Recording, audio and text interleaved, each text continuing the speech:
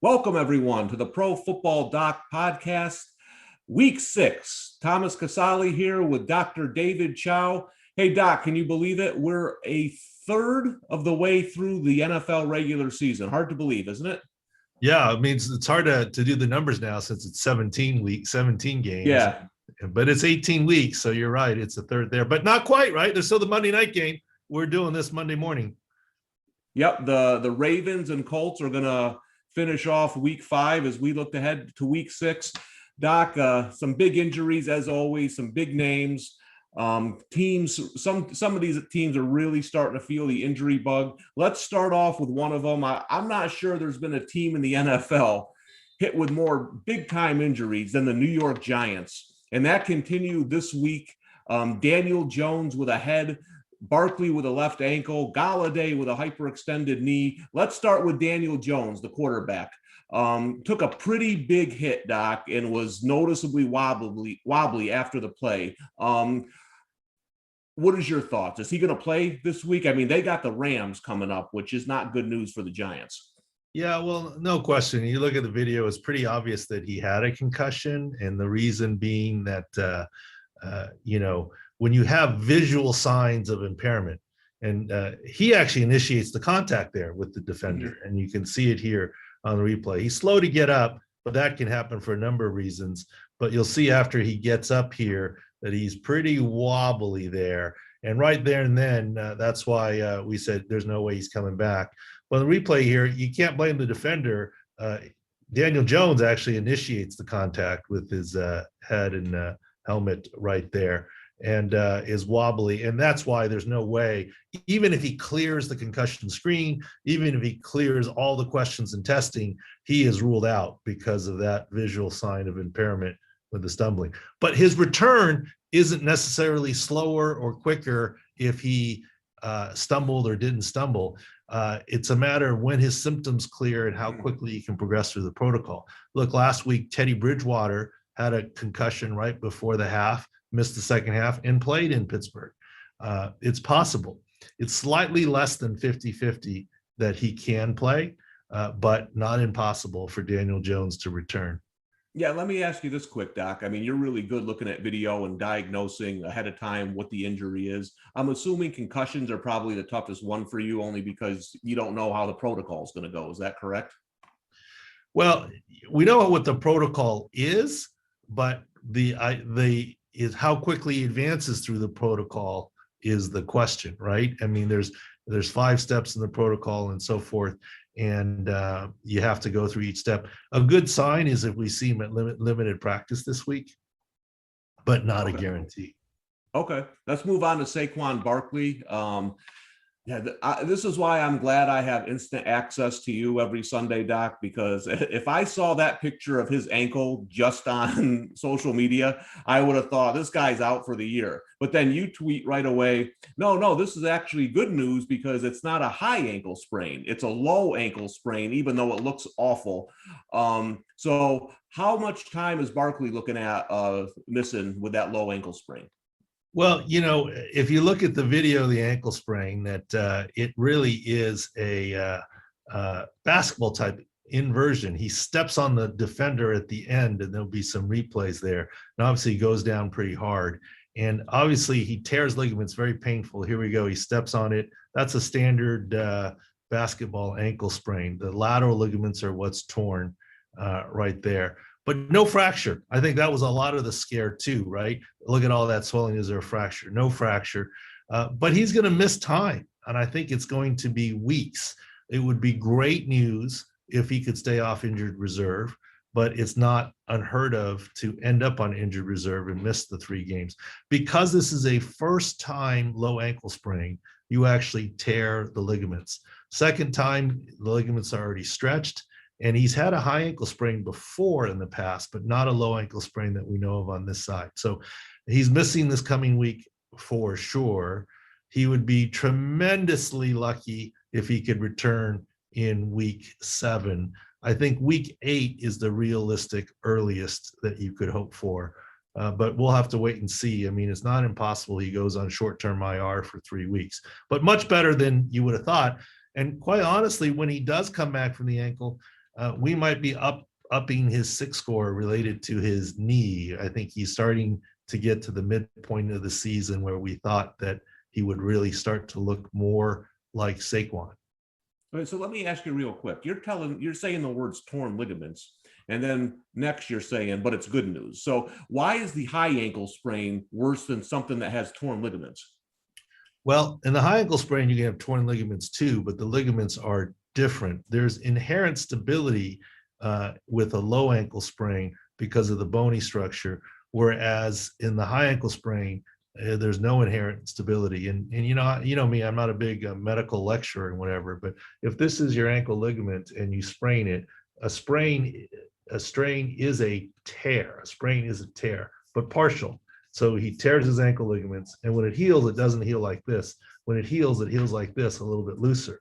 That's why you can see Steph Curry roll his ankle as badly as you see Saquon Barkley, but he can return in a few days or a week because he's done it 18 times before.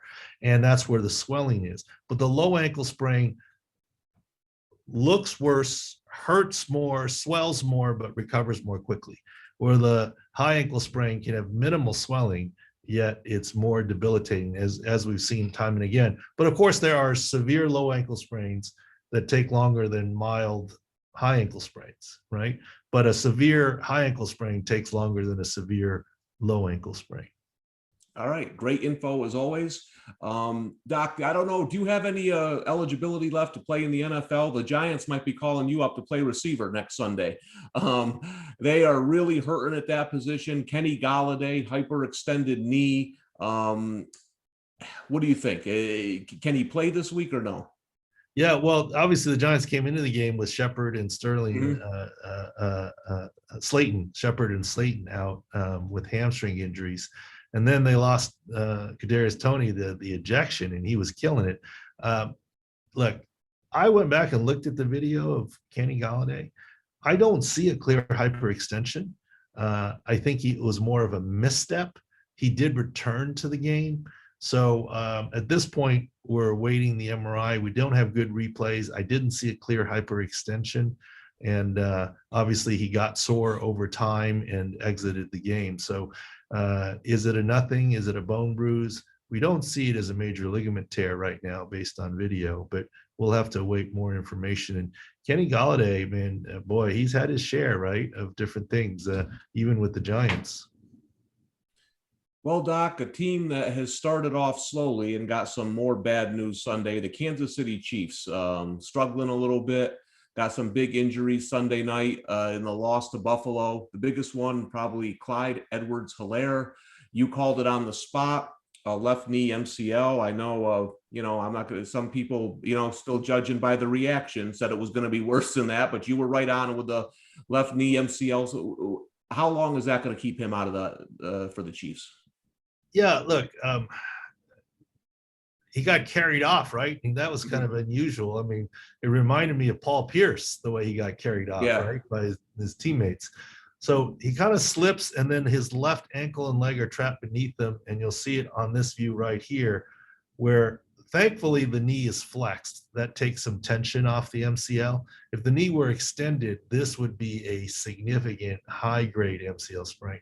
It's probably lower grade. There he is being carried off, which I thought was really unusual. But like we said, judge the injury. Now he's putting weight on it. Left knee MCL.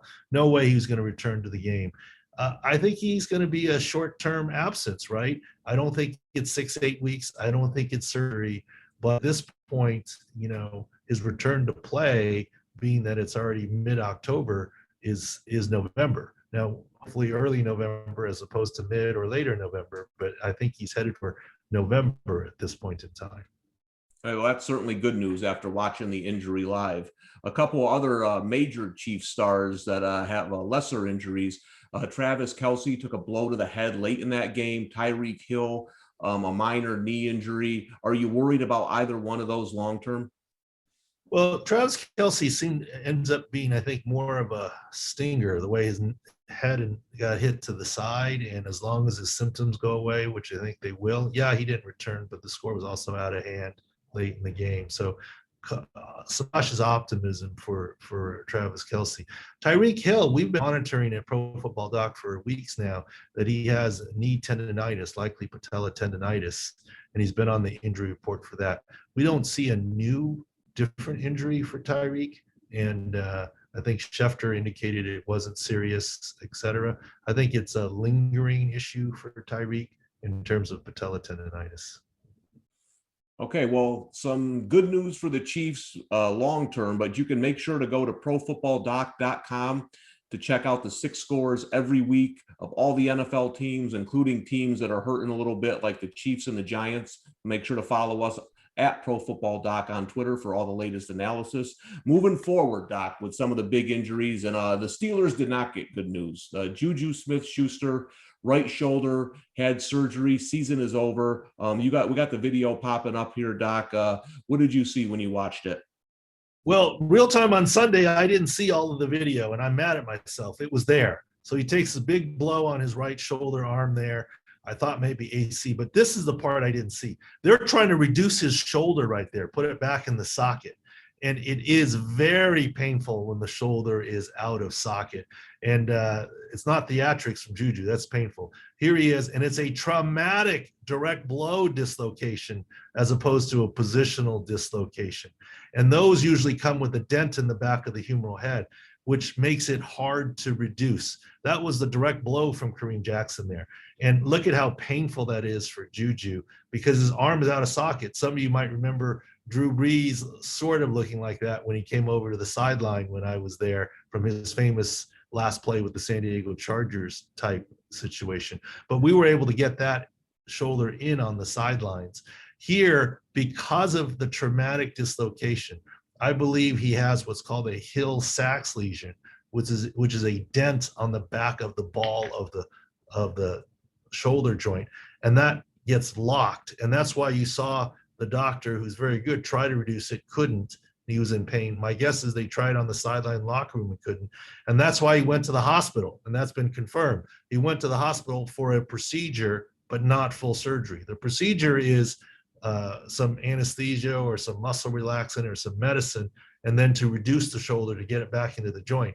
Because without the joint, it's A, very painful, and B, it can have damage to the articular cartilage. And that's the emergency. The surgery itself hasn't been done yet, and that's probably not an emergency, but likely will be done because whenever you have this locked dislocation, you usually have that Hill-Sachs lesion, which means it comes out easier. We've heard lots of stories of wide receivers. Look at Odell Beckham says his shoulder came out of socket and he's returned to play and still playing, albeit not 100% with his ACL still.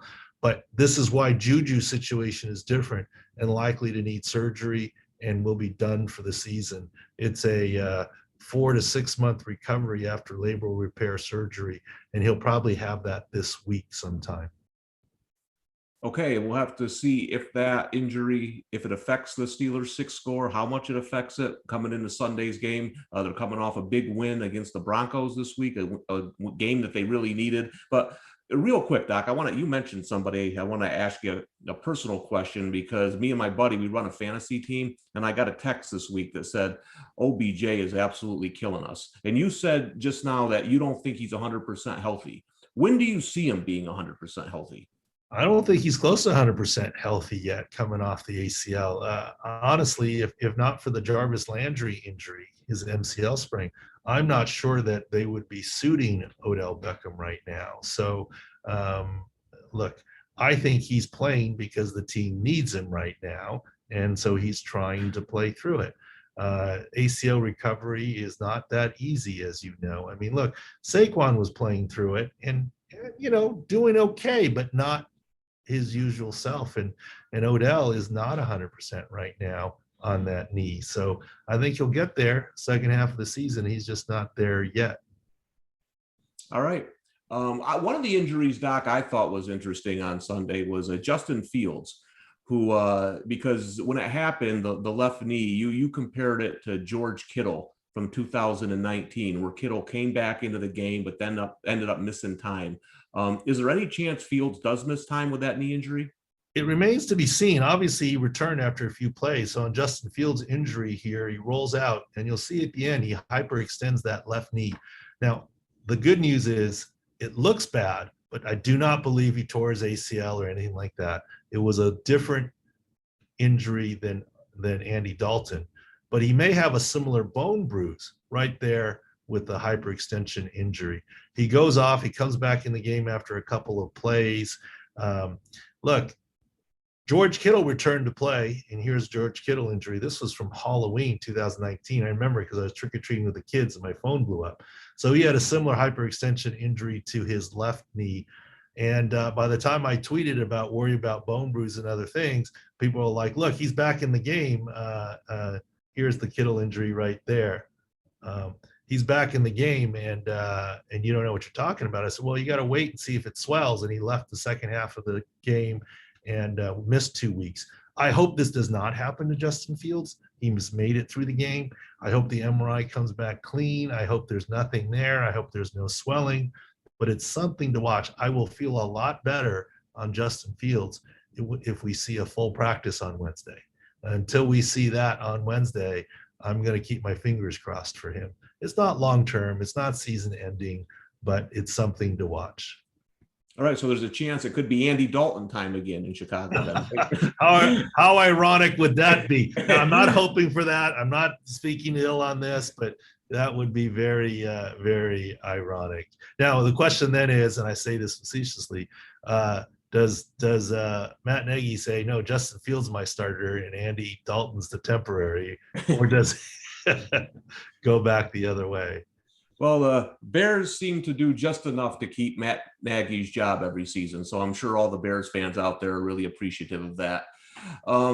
Doc, there was a pretty bad injury this week. Maxx Williams, the tight end for the Cardinals, obviously, listen, he's out for the year, suffering an injury like that. What I wanted to ask you as a bettor, because you've been on the sidelines, when you see an injury that gruesome, whether it be a Dak Prescott or a Maxx Williams or whoever, does that impact the team in game on the sideline, or since they're professionals, can they just put that out of their head and move forward?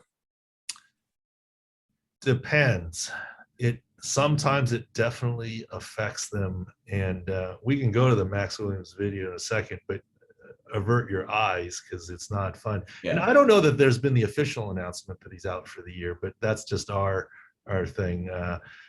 I remember one time, and not to get after, I remember one time we were playing against the Cowboys in AT&T Stadium, and it was a tight game. And in the end, I believe we won 17-10. It was a very tight, low-scoring game. And I remember I hope I remember this correctly. I believe it was DeMarcus Ware. It was a beloved star defensive lineman. I believe it was DeMarcus Ware. He had a neck injury, and out of precaution, the Cowboys put him on a stretcher, collar, and the whole thing, which understandably better safe than sorry. Yeah. But that was a 5+ minute delay. Everyone came on the field to look at him and whatever. And let me tell you, we went right down the field and scored, and that was the game-winning touchdown. I mean, when you see a player who's your friend, who's a star, who's a stud, who's beloved go down, you have to wonder, do you really stick your head in there?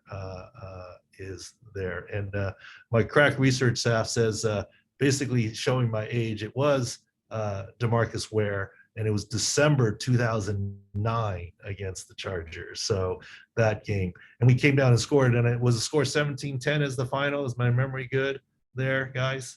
But anyways, so yes, it can. Now, I'm not saying it would or did in that situation on Sunday, but these players are human. Depends on who the guy is, what the injury is, and there is emotion in this game. If you think a coach can give a rallying cry or an emotional halftime or pregame speech and get more out of players, you can see how seeing something like that would be a big deal. And obviously, the whole Cardinals team came out to wish him well on his way out on the stretcher there. Yes. So no, that makes sense. I think that's an interesting angle when you're in game betting and you see an injury like that.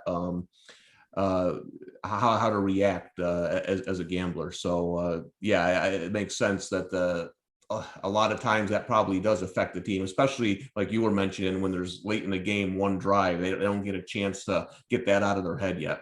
Yeah, look, I would argue that a potential neck injury to probably one of your best players, and by the way, I've been corrected. The final was we won 2017, not 17-10. But if you look at the time of injury in the drive, you'll see the big drive came right after that injury. But a neck injury might be different than a knee injury. A knee injury, even though catastrophic, you consider it a fluke. Whereas a neck injury, you always, when you see all that collar and stuff, you're worried about paralysis and all that. So there may be differences to injuries too. Okay. Well, you just mentioned that players are human. Normally I agree with you, but let's talk about the one guy who isn't. Tom Brady suffers a thumb injury in that game. I mean, you could tell it really affected him. I think he threw 3 touchdowns after it. I'm assuming this is nothing with Brady. Well, Tom pretty well too from your Patriots days, but look, this isn't going to slow Tom Brady down. The finger injury to Matthew Stafford isn't going to slow him down. Remember in 2019 or 18, when did they play Jacksonville in the AFC Championship game? The week before, I think it was 2018, they were installing a jet sweep play, and he basically tore his thumb open and had sutures. You remember that? And he still played against Jacksonville. I don't see much coming from this. I think he's going to be fine. To me, the most intriguing thing was 2018 AFC Championship game. To me, the most intriguing thing was that he admitted on the podium that in his younger days, he would have hid this from the media, but now he doesn't care anymore. And here's the wrap on his thumb, and here you go. He's not worried about it. To me, I found that the most intriguing side of the comment.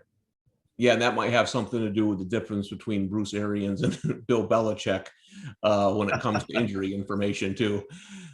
A couple other quarterbacks, Doc, doesn't look anything too serious. Joe Burrow, throat contusion, went to the hospital. He's out now. I guess the question is everyone wants to know is what in the heck is a throat contusion? Well, we don't see them that often, but they do happen. Think back to Frank Ragnow, center for the Lions, once again last season or the season before when he, had his throat injury. Look, it's good to be careful. It's good to be careful. But here's the thing. It didn't happen on the one play that he ran on 3rd and 12 and got blown out. Right. It was later. So he got poked or hit in the thing. And that's why, catchers have that flap now, right? And so forth, because you don't want to damage your windpipe and your trachea and your voice box. He had some trouble speaking. So the worry is this ascending swelling, and could this ultimately affect his breathing? So you send him to the hospital. The Browns player that was discharged last night from the hospital missed his team charter home with a precautionary hospital stop. I think they're both going to be okay, but one thing to watch out for here is that if it really affected his voice where he couldn't speak or couldn't speak well post-game, what's his voice going to be like this week or this weekend? I don't know where the Bengals play yet, whether they're home or away, but the big difference for a quarterback, same with Frank Ragnow a little bit. He needed to make the Mike linebacker call and so forth. Quarterback obviously has to not only relay the plays in the huddle, you could get someone else to do that, but call audibles and cadence the line of scrimmage. So the question is, they play away. I'm not sure where they play. Well, I got good news and bad news. They play away, but it's in Detroit, so they might not have to worry about crowd noise, except the Lions fans booing their own team. But in any case, the deal is, he's got to be able to call the signals, and that might be my main worry. They might have to alter the snap count. Who knows? But probably not a big deal. Okay, and I'm just going to listen. Joe Burrow, Daniel Jones can't play NFL quarterback that way. Listen, if you want to be tough, that's we'll give you a badge of honor. That's great. But listen, we saw Patrick Mahomes Sunday night run slides every time. Got to get down. Can't play NFL quarterback that way, like Carson Wentz, or you're gonna have a career like Carson Wentz. And here's what I would say. if it were a game on the line drive, Yeah, and it yeah, was 3rd and 12, and he got creamed at the 11.5-yard line, I'd say, in 11.5 yards downfield, I'd say, okay, you're trying to do what you can to win. You were getting creamed 6 yards short of the first down yeah. marker. Right. You just need to get down. I mean, Exactly. and I don't blame him for his heart. Look, Jimmy G learned that lesson, right? Yep. He already got the first down. He tried to get some more yards, and then he tore his ACL on the sideline. There's a lot of the lessons, and the vast majority of quarterback injuries happen where? Out of the pocket, which is why my friend Phillip Rivers, who really was not escapable, got rid of the ball, had the longest active starting streak in the NFL. Like other than Russell Wilson's finger and other things, things mostly happen as you extend plays and out of the pocket. Yeah, and Joe Burrow is my favorite player in the NFL, and I love him because of his heart. But we want to see him play. When starting quarterbacks like that get injured, it's not good for the game, and it's not good for the team. So it's going to have to be a little smarter going forward. Another guy, quarterback, who is paid to play that way, Taysom Hill. Obvious head injury, left the game. I'm going to have to go through the concussion protocol. We'll see about his status this week. Doc, something I want to get your thoughts on. Jacoby Brissett, which is since I started working here, one of the craziest injuries I've ever seen. I was in charge of the Miami Bucks game. I'm watching the game. He gets a hamstring injury. He's taken off on a cart. He comes back on a cart, doesn't miss a play, finishes the rest of the game. I mean, even Tony Romo said, I've never seen this. And Jim Nantz were saying, I've never seen in the NFL a guy get carted to the locker room, get carted back from the locker room, and not miss one play. Have you ever seen anything like that? Well, because you were talking about the psychological circumstances, I actually made it an effort, especially from the field, to never cart anyone off unless it was medically necessary. Because of the psychological side that you were saying, and not just cart, but the whole collar stuff, right? Mm-hmm. I only did that one time in my 17-year career because transiently the player said he felt something in both hands, and that's totally indicated that you got to put a collar on the guy. And I remember it was in Cincinnati, and Cincinnati still has the only stadium, to my knowledge, only venue in my knowledge, that inside the stadium itself there's an MRI machine. There's a couple where the MRI machine's nearby or across a parking lot, but Bengals actually have one in their stadium itself that's open to the public 6 days a week, et cetera. And we actually got an MRI immediately that cleared him, but that's on the side. I try not to do that for that reason in terms of what it is. And that's doubling back on your point before.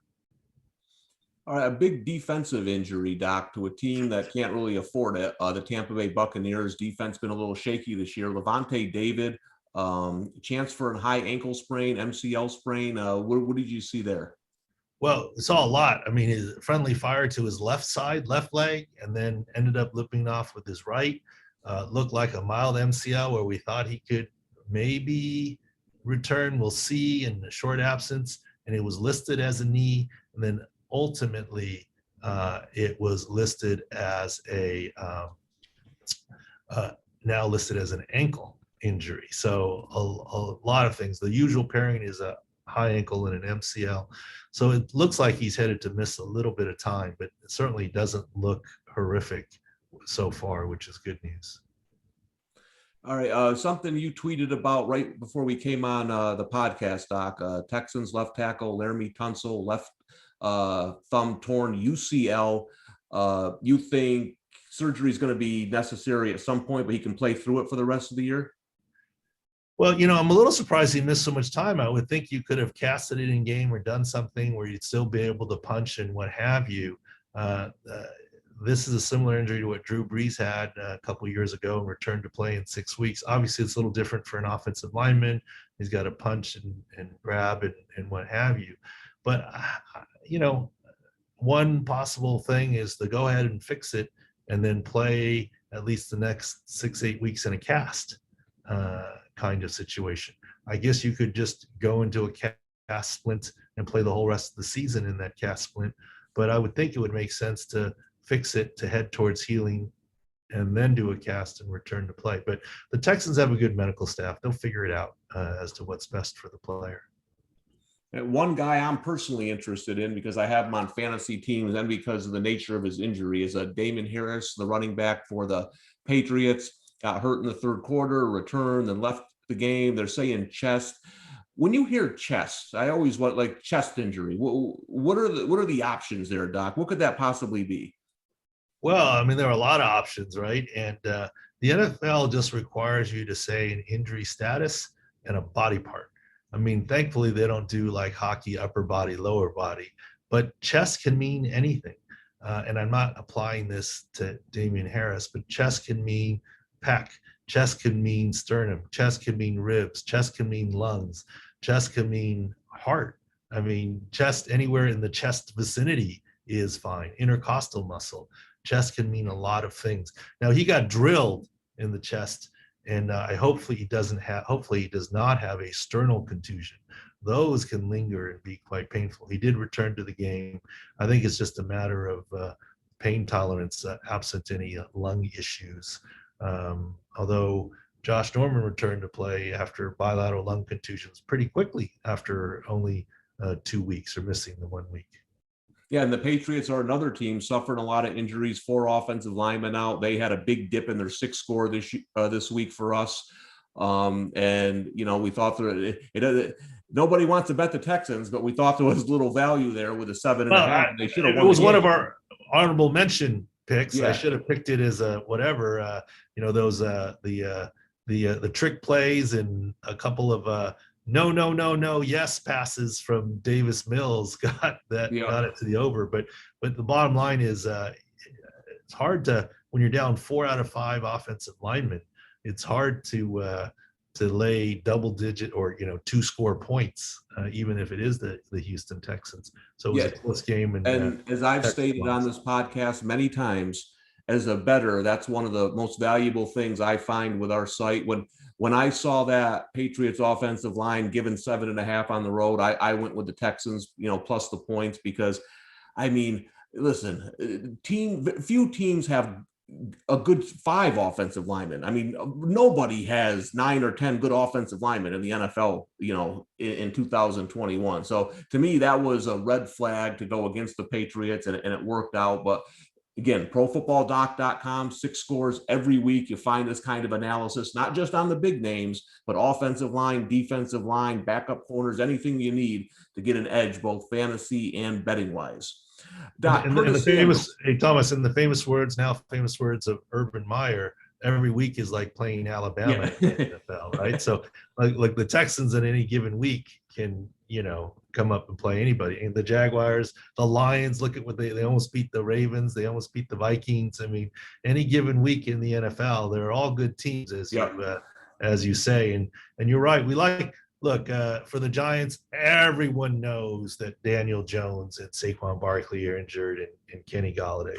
But to us, the bigger deals there, the hidden injuries would be, their left guard, where they're down to their third left guard, their left tackle for the Giants didn't play, like Martinez as linebacker. The more hidden injuries sometimes are the bigger deals, because the star injuries are seen by bettors and lines makers. Exactly.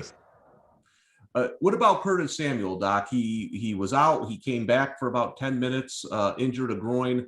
Another IR stint possible for him? Look, we said it going into the game. If you say Curtis Samuel and the running back, Antonio Gibson with the reported stress fracture in his shin, and Samuel with the groin. Short term, our worry is with Curtis Samuel. Long term, our worry is with Antonio Gibson, right? And it worked out. Short term, Gibson re-aggravated the groin. They got to just wait enough time, get him fully healthy so that he can stay, so they don't play shorthanded. But he'll get there. The question is when. So short term, my big concern is Curtis Samuel. Long term, and for the season, it's still Gibson. Stress fractures don't magically heal. Give him another month, and stress fractures. Watching stress fractures heal is worse than watching grass grow, and it's going to be something that he has to manage. And he seems to be so far. And Washington's been doing a good job managing it, but it's not miraculously going to go away. So no news on Gibson is good news. do not expect to hear all of a sudden he's fully healed from that stress fracture, but hopefully it doesn't go south on him. So that's something to watch. Doc, a guy who did play, Joe Mixon, he split time with P. Ryan. He had 10 carries. P. Ryan had 11. I mean, listen, I don't know how hurt he is. He had the nicest touchdown run I've seen all season, where he made a cut. He's supposed to have a bad ankle. Watching Mixon play, what are your thoughts? Is he going to be okay, back to 100% next week? He certainly did better than we thought. But if you look at our 6 score, we downgraded him below 50 because A, there was a chance he wasn't going to play at all. And B, when he did play, it was going to be a limited action. He actually got more action than I thought with 11 carries. I thought it would be like 5, right? But and he did score that touchdown. So fantasy-wise, he did all right. But I think he's headed up for 2 reasons. Number one, he already played, and hopefully no setback from that mild high ankle sprain 10 days ago. But also with this morning's Zoom, Samir P. Ryan is now on the COVID list. And if you're on the COVID list on Monday, there's only 6 days to Sunday. Is it possible that he plays on Sunday? It is still possible. But if he tested positive, I mean, that's up to 10 days, which would take him out of next week. So for that reason and his ankle, I think Joe Mixon's arrow is up, up, up. All right, let's look at a couple other big name running backs that I'm sure fantasy owners have a lot of questions about. Dalvin Cook dealing with an ankle in Minnesota. The team has a bye in week 7. Does that factor into him playing this week? And of course, the main one, Christian McCaffrey. Do you think he's coming back this week? I think Dalvin Cook will play this coming week. I think he was close to playing this week and probably could have. They made the decision to hold him out. But right now, I mean, it's funny how teams work. Number one, I think he's an option to play. He could have played this week, and they didn't choose to play him, let him get a little bit healthier. But really, they thought they had a really good option in Madison, right? But that big fumble at the end of the game that almost lost it for them, they might look at it this way. It's funny. You're right. Sometimes a team says, well, let's give it another week and he'll really get 3 weeks, right? Because of the bye and before the next game. Or they may say, let's run him this week. If he's a little bit sore, he's got 2 weeks to get better because of the bye, because we need him. And I think that's the way the Vikings are going to go this week. And Christian McCaffrey, last week, it seemed like all the media out of Carolina was that he was going to play. And Matt Rule seemed optimistic that he's going to play. Already this morning, he's pulling the switcheroo on me. I was very pessimistic that he was going to play last week, but I thought he would play in week 6. Now this morning, Matt Rule is saying he's hopeful he'll play and isn't committing to it. So I don't know if there's something that he's seen, or is this the switcheroo that he wanted a team to prepare for Christian McCaffrey when he wasn't going to play. And this week when he is, he doesn't want them to prepare for Christian McCaffrey. I don't know, but my gut feeling this early in the week that McCaffrey plays in his 20-plus touches. Okay, that sounds good. Before we get to the Russell Wilson injury that we're going to break down, Doc, one last guy I want to talk about, because I think it's important, is Jimmy G. You've said all along it's a calf bruise. They have a bye.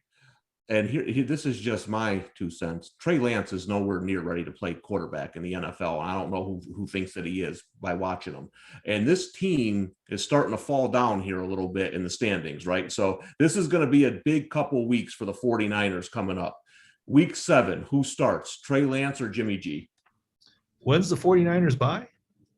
This week? Oh, they're on bye this week? Yes. Oh. That's the information I have here, Doc. Okay, I have not looked ahead at the schedule. my head this so morning. We're looking at week 7.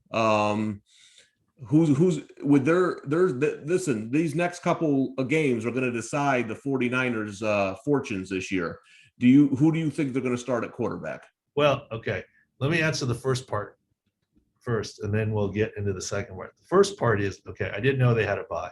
Book it. Jimmy G is ready to start week 7. Okay. Book it. End of discussion. Here you go. And let me tell you why. Not all calf injuries are the same. calf strains have a chance to linger. George Kittle, week 4, 4 completions, 10 targets, mediocre performance, did kind of get hit in the knee leg as well. And then this next finished the game, but then got put on injured reserve. George Kittle is the unquestioned star for the 49ers on offense. He got put on injured reserve because he strained his calf. So they're going to miss 4 weeks. The bye doesn't count. You got to miss 3 games, right? But Jimmy G is not put on injured reserve. So really what it happens is that it's a calf contusion where it's different. That's why we said from the beginning when Jimmy G was so dejected, missed time, I said, I think he has a chance to play week 5. He didn't. Adam Schefter confirmed that he had a chance to play week 5. Week 7's a no-brainer. He is absolutely able to play and be an option for Kyle Shanahan. Now, if Kyle decides to go with Trey Lance, that's a coaching decision. But absolutely, physically speaking, Jimmy G will be ready to start week 7, no question. Okay, and that's going to be Sunday night game at home against the Colts. Niners sitting at 2-3. I mean, I'm gonna go with Jimmy G. I think he starts that game. I don't think Trey Lance is where they need him to be yet, but as you said, he'll be healthy enough to start the game. That's up to Kyle Shanahan now. Well, Doc, the biggest injury of the week happened Thursday night. Russell Wilson hit his hand on a defender's helmet. Now, initially, we're going to take a look at this video here. Initially, you didn't think it was going to be much. You thought, okay, they're going to put it, would you call it, pin it, or however, however you said it. Bring it. Look, this is why I don't delete tweets, okay? Because injury information is fluid, and I make the statement, we've been shown over time to be 95% accurate. No one's 100. And look, there are doctors on the field that have put players back in the game with a torn ACL. So, I mean, no, everyone's human here. So, yes, there's no question my initial optimism of Russell Wilson possibly playing in week 6 was misguided because it was based on my thinking that it was only a mallet finger. And that's what we said in game. And if you run the video here, he actually hits it on the arm/hand of Aaron Donald, not his helmet. You see his finger, and right there you see the mallet finger, the telltale droop, and that's at the tip of the finger, the telltale droop. That's an extensor tendon rupture, and with that, and that's why I said, look, I think depending on how he grips the ball, he could come back into the game, and that was in real time. He did. He played a series. He even completed one pass to the wide receiver in the flat, and on 3rd down he dropped back to throw but was sacked, and then he was out. At that point, that told me that yes, it was a mallet finger. To me, it meant there was no structural damage in terms of bone instability. Otherwise, they would A, gotten an x-ray, B, you don't let him back in the game without tape or anything, buddy taping or anything for support. It was just tape on the middle finger itself. And then he was allowed to continue to grip the football and that tennis ball on the sidelines. So my assumption, obviously wrong, is that it was just a mallet finger. Then we hear after surgery, there's 2 distinct injuries, not only to the tip here with the droop, but to the PIP joint where there's a fracture, comminuted, multiple pieces. There was a dislocation as well. So it's 2 separate injuries, very, very unusual. Look, if your car doesn't start, it's usually either the battery or the alternator. And that's about the extent of my car knowledge. It's usually not both, right? I mean, yes, the battery can be old and you get a new one at the same time. Look, your bicycle chain doesn't break in 2 places at the same time, typically. Is it possible? Sure. There have been injuries before. Jeremy Lane broke his arm in the Super Bowl and tore his ACL in the same play. Darren Sproles broke his arm and tore his ACL in the same play when he played with the Eagles. But those are few and far between. Russell Wilson has 2 distinct injuries on his finger. And if you look at his post-op picture here, that's a finger injury. That's the biggest cast or splint in the world I've ever seen. Doc, I wanted to ask you this. Like, he's got this massive cast on. He's getting carted around in a wheelchair. I mean, I've had 4 compartment syndrome surgeries on my lower legs, and I walked out with crutches. What's going on here? Okay, well, let's do this here. First of all, let's debunk the wheelchair. You're not allowed to walk out of a surgery center or hospital, period, by law, by liability, because you had anesthesia. So they're wheeling you out no matter what. So that's not on Russ at all. Okay. Okay. So you're saying no matter what, you're getting. He's still in the facility. They're not letting him walk. Okay. That's not. You're on saying Russell they Wilson. don't give a damn if Tom Casale walks out, but Russ Wilson ever walking out of a hospital. Well, I don't know what they do in your hometown, but that's just a rule. Maybe California, where he had the surgery, is more litigious in nature. Nobody walks out of the hospital with a surgery center. You get wheeled to your car with a finger surgery. That is the routine. Now, if you want to have some fun with it, it might be, are the 12 starting a new tradition? That's a lot bigger than a cheesehead piece of foam right there, with the Seahawks. No, that's just to keep his arm elevated. It's a spare piece of foam. But yeah, that is a tremendous splint on there. My suspicion on that, it's been reported that he's had 3 pins placed in his finger for the fracture. Pins usually have to come out. There's 2 ways to do the pins. The most common way is to leave the pins sticking through the skin and then remove them in the office easily weeks later. The least common is to bury them under the skin.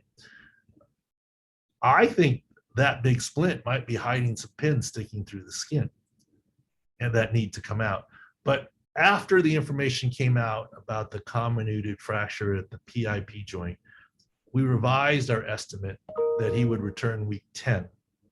I think they play New Orleans, Pittsburgh, someone else, and they have a bye. Week 10, 4 weeks, 4.5 weeks really, because of the, so really 5.5 weeks, I guess, because the 4 weeks plus the week between the Thursday game is a good target for him to return. The pins can usually come out by 4 weeks. So that week 10 game is what we would be targeting. And that's what we said in our videos and posts. And somewhat reassuring when you have the 2 biggest names in the industry, Sunday morning, Adam Schefter and Ian Rappaport, both saying that in a good case scenario, they're targeting that week 10 for Russell Wilson. And it depends on his grip, depends on his feels, depends on his healing. But week 10 is a realistic estimate, I believe, for Russell Wilson to return. All right, Doc. Well, hey, another great podcast. I learned a lot. I think the biggest thing we took away here is that Russell Wilson, a lot more important than Tom Casale. But hey, listen, go make sure, again, profootballdoc.com will have all the 6 scores. I can pretty much guarantee you that the Seahawks offense is going to take a hit this week with no Russell Wilson. But we'll have all the latest scores. But before we go, Doc, I got to say something. We have a new look to this podcast. We got a new producer, Justin, the producer. Justin has the most phenomenal Zoom picture I've ever seen in my life. It's amazing. So I think next week, if we can, let's put it up and let's have our fans put a caption on it.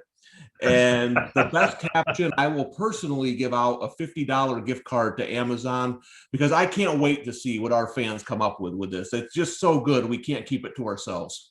Thomas, you're the best, because I don't know if that's a better tease for next week's podcast or a better tease of our new addition, Justin, our video producer. But that's a pretty good tease right there. Well, hey, we keep saying, we got a lot of big things coming. Stick around the next couple of weeks when we announce them. But thanks for joining us, Doc. Thanks as always for the injury information, and we'll see you next week on the Pro Football Doc podcast.